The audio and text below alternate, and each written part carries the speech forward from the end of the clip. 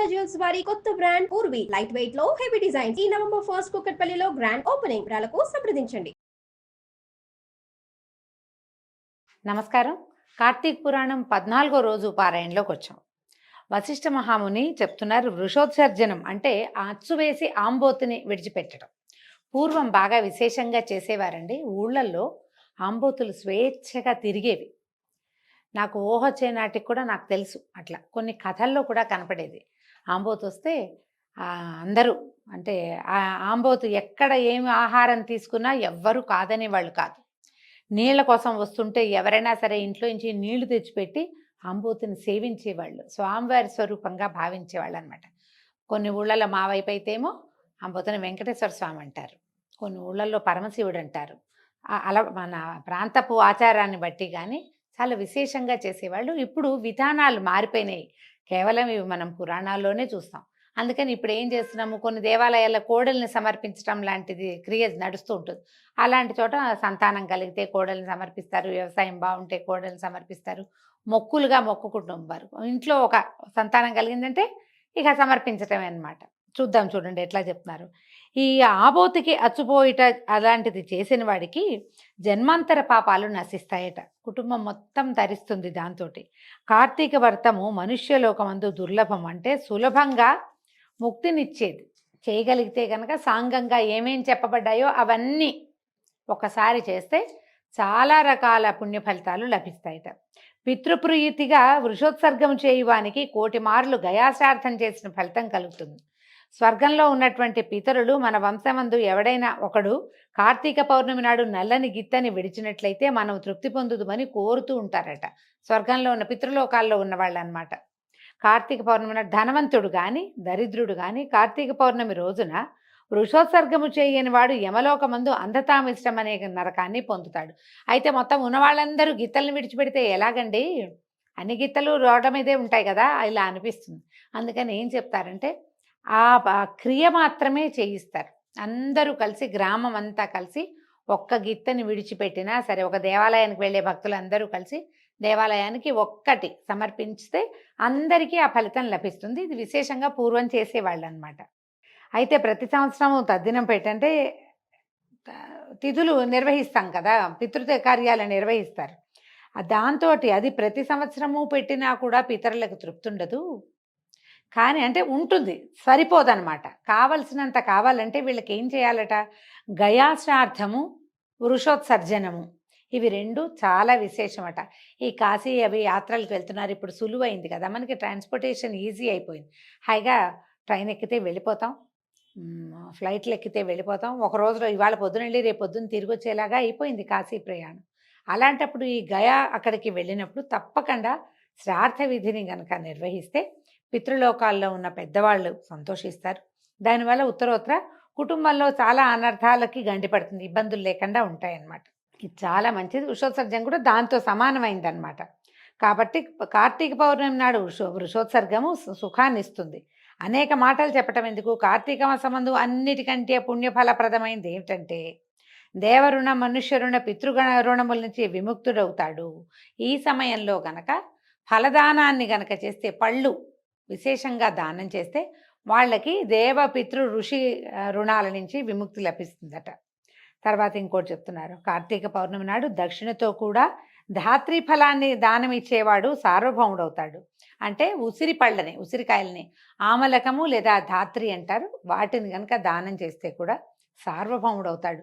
అంటే వాడు ఉన్నటువంటి పదవిలో ఇంకొంచెం ఉత్కృష్టమైన పదవి లాభం వస్తుందన్నమాట.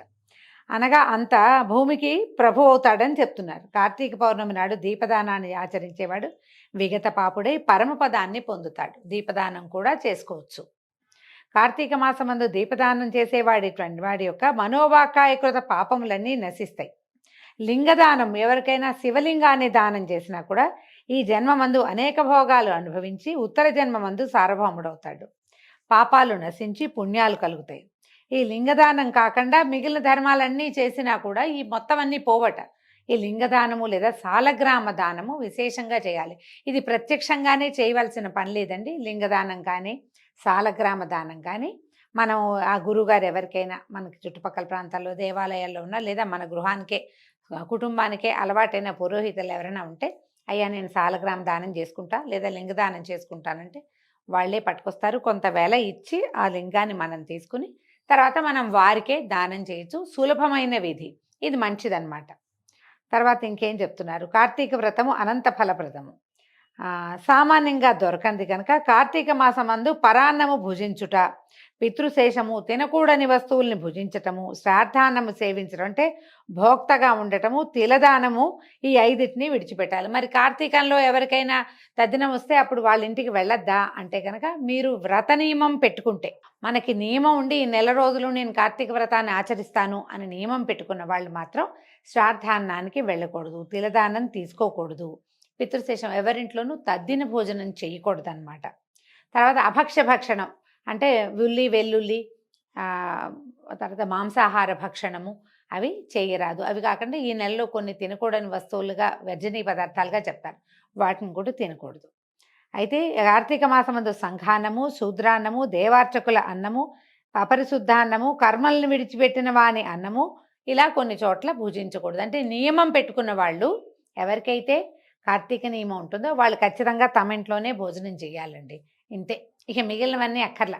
ఎవరింటికి వెళ్ళకూడదు. వెళ్ళినా మనం చూపించి పరామర్శకో మంచి మాటకో వెళ్తే వెళ్ళి రావటమే కానీ దేవాలయంలో భుజించవచ్చు ఒకవేళ అలాంటి అవకాశం లభిస్తే, లేకపోతే లేదు. తర్వాత కార్తీక మాసమందు ఏకాదశి నాడు రాత్రింపగలను, వ్యతిపాతము, వైధృతి మొదలైన నిషిద్ధ దినములందు రాత్రిపూట భుజించరాదు. మనం ఇప్పుడు వ్యతిపాత వైధృతులు సాధారణంగా అందరికీ తెలీదు. మనకి ఖచ్చితంగా తెలిసిందేంటి, ఏకాదశి నాడు రాత్రిపూట భోజనం చేయకూడదు. ఆ మాసనక్త వ్రతాన్ని ఆచరించిన వాడు ఏకాదశికి పూర్వోత్తర దినములందు రాత్రి భుజించరాదు. ఇదే ఇప్పుడు ఏకాదశికి ఒక నియమం ఉంటుంది. ఏకాదశి నాడు ఉపవాసం ఉండదలుచుకుంటే కనుక ముందు రోజు రాత్రి అన్నం తినకూడదు. ఏకాదశి మనం ఉపవాసం ఉంటాం. ద్వాదశి నాడు ఉదయం పారణ చేస్తాం, చక్కగా సాంగంగా అనే పదార్థాలు భుజించినా కూడా మళ్ళీ ద్వాదశి నాటి రాత్రి కూడా భోజనం చేయకూడదు, ఫలహారం తీసుకోవచ్చు. ఇట్లా 5 పూటలు అన్నమాట, ఇంచుమించుగా 5 పూటలు అనొచ్చా, పోనీ 4 పూటలు అనండి. ఏకాదశి మొత్తం రోజు, ముందు రోజు రాత్రి, తర్వాత రోజు రాత్రి భోజనం చేయకూడదు అనమాట. ఈ మాసనక్త వ్రతాన్ని ఆచరించే వాళ్ళు అంటే ఈ నెల అంతా కనుక మనం ఇట్లా పగలు భోజనం చేయకుండా రాత్రి భోజనం చేసే విధి కొంతమంది పెట్టుకుంటారు. నక్తం అంటాం కదా, కార్తీక నక్తాలు. ఈ నక్తాలప్పుడు ఏకాదశి నాడు మాత్రం రాత్రిపూట కూడా తినకూడదు, పూర్తిగా ఉండాలంటే ఈ నెల అంతా రాత్రి తింటాం కదా, ఏకాదశి నాడు రాత్రి అన్నం తినచ్చా అంటే ఏకాదశి నాడు పనికిరాదు. అదే వివరంగా చెప్తున్నారు. అప్పుడు ఛాయానక్తం చేయాలి కానీ రాత్రి భోజనం చేయకూడదు. ఛాయానక్తం అంటే ఏం చేయొచ్చు, మన నీడ మనం ఎండలో వాకిటి వైపు సూర్యుడి వైపు నిలబడితే మన పొడుగుకి రెట్టింపు కొలత ఎప్పుడు వస్తుందో, ఇంచుమించు 3-3:15 వస్తుందండి మధ్యాహ్నం. అప్పుడు ఆ సమయంలో ఏదైనా తీసుకోవచ్చు అన్నమాట. ఈ నిషిద్ధ దినాల్లో ఇది నిషిద్ధ దినాలు గృహిణి ఎల్లప్పుడూ యతికి వీళ్ళందరికీ కూడా విహితమే. ఈ ప్రత్యేక రోజుల్లో ఆడవాళ్ళు ఇలా తినకూడదు. యతులకి ఎప్పుడూ నియమం, అంటే సన్యాసం తీసుకున్న వారికి వారి పద్ధతులు వాళ్ళకు ఉంటాయండి. వాళ్ళ ప్రకారం వాళ్ళకి పురాణంలో ఏం చెప్పబడిందో ఇంకా అదే చేయాలట. సమస్త పుణ్యాల్ని ఇచ్చే కార్తీక మాసమందు నిషిద్ధ దినాల్లో భుజించేవాడి పాతకాలు అనంతమైతే పాపాలు పెరిగిపోతాయి. అందుకని ఏ రోజులో తినకూడదు అని చెప్పారో ఆ రోజు తినకూడదు. కాబట్టి విచారించి ఆలోచించుకుని స్థిమితంగా కార్తీక వ్రతాన్ని ఆచరించాలి. కార్తీక మాసంలో తైలాభ్యంగనము అంటే నూనె రాసుకుని నలుగు పెట్టుకుని స్నానం చేయటము, దివా నిద్ర పగటిపూట నిద్రపోవటము, కంచు పాత్రలో భోజనం చేయటము, మఠంలో ఎక్కడైనా భోజించటము, ఆ తర్వాత గృహమందు స్నానము అంటే ఇంట్లో స్నానం చేయటము, నిషిద్ధ దినములందు రాత్రి భోజనము, వేదశాస్త్ర నింద ఇవి చేయకూడదు. కార్తీక మాసమందు శరీర సామర్థ్యం ఉండి కూడా గృహమందు ఇంట్లో వేడి నీళ్లతో స్నానం చేస్తే గనక ఈ స్నానం కళ్ళుతో స్నానం చేసిన దాంతో సమానం. చన్నీళ్ళు పోసుకోగలిగే శక్తి ఉంటే, ఆరోగ్యం ఉంటే శుభ్రంగా చన్నీళ్ళు పోసుకోవాలి. మనకి దగ్గరలో ఎక్కడైనా కాలవో, చెరువో, బావో, లేకపోతే ఓ కొట్టుడు పంపో, ఓ దిగుడు బావో, లేకపోతే నదో ఉన్నప్పుడు అక్కడికి వెళ్ళి స్నానం చేయాలి. కానీ నీకు అవకాశం ఉన్నా కూడా ఇంట్లోనే వేడి నీళ్ళు పోసుకుంటా అంటే పాపాలు పెరిగిపోతాయి. అవేమో కళ్ళుతో స్నానం చేసినట్టు అవుతుంది. మీ అవకాశాన్ని బట్టి చేయండి, కానీ ఇది చెప్పబడింది అన్నమాట. తులయందు రవి ఉండగా కార్తీక మాసమందు నదీ స్నానం ముఖ్యం. తులయందు ఉన్నాడు అంటే అది ఎప్పటిదాకా, ఈ కార్తీకంలో వచ్చేటువంటి సంక్రమణం దాకా. తర్వాత మళ్ళీ రాసి మారిపోతాడు శివుడు. అట్లు నది ఉండని ఎడల తటాకమందు గాని కాలవలందు గాని బావులందు గాని స్నానం చేయవలను. తటాక కూప కుల్యములందు గంగా స్నాన సమయంన గంగా ప్రార్థన చేయాలి.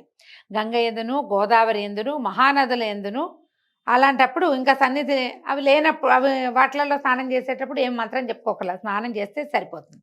గంగా గోదావరి మొదలైన నదులు సన్నిధిలో లేనప్పుడు మనకు దగ్గరలో గంగ లేదు, గోదావరి లేదు, అప్పుడు తటాకంలో చెరువులో కానీ దిగుడు బావిలో కానీ బావి స్నానం, బావి నీళ్ళు తోడుకుని నెత్తి మీద పోసుకోవడం కానీ చేయొచ్చు అనమాట.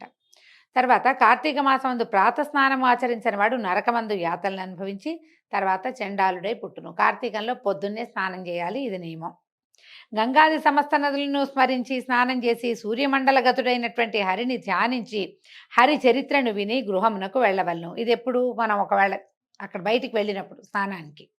పగలు చేయదగిన వ్యాపారములన్నిటి చేసుకుని సాయంకాలం తిరిగి స్నానం చేసి ఆచమనం చేసుకుని పూజాస్థానం అందు పీఠముంచి దాని యందు శంకరు నుంచి పంచామృతాలతోనూ ఫలోదకములతోనూ కుశోదకములతోటి అంటే దర్భ వేసిన నీళ్ళనమాట మహాస్నానం చేయించి షోడశోపచారాలతోటి పూజించాలి. తర్వాత శంకరుని ఆవాహన చేయవలను. ఆ తర్వాత చెప్తున్నారు షోడశోపచారాలు ఎలాగో చెప్తున్నారు చూడండి.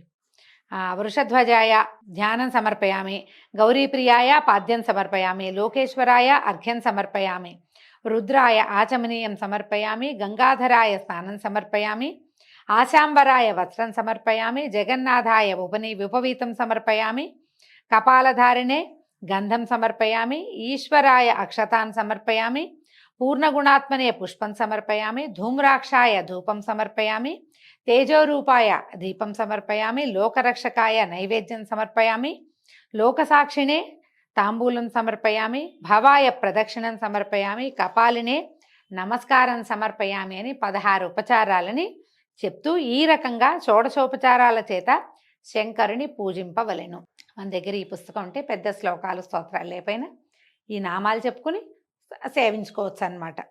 పైన చెప్పిన నామాలతో భక్తితో పూజించి మాసమంతా సహస్రనామాలతో నిత్యము పూజించి పూజావసానమందు పార్వతీకాంత దేవేశ